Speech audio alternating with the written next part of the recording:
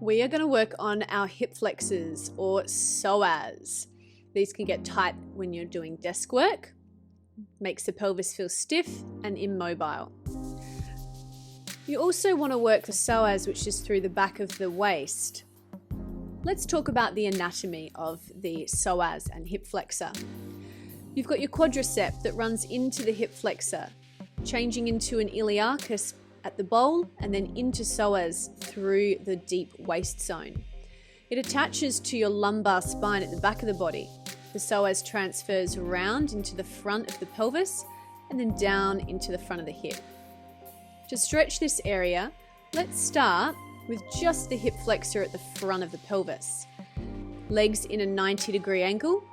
Posteriorly tuck the pelvis, tailbone down, pubic bone forward and up, and then press the hips forward by a couple of inches.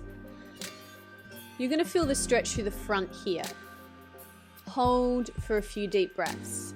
And in fact, if you're wanting to work on flexibility, try and hold for 1.5 to 2 minutes.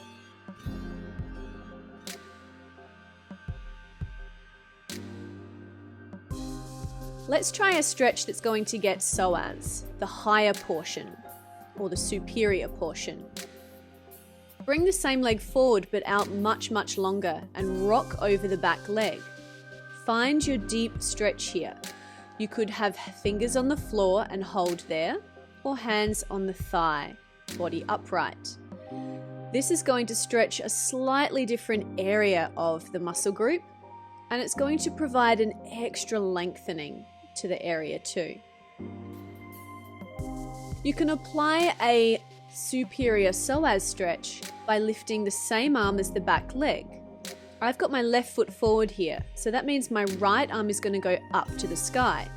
I'm going to hold on to my right wrist using my left hand and pull across my body. So now I'm leaning over my front left thigh to the side of my mat.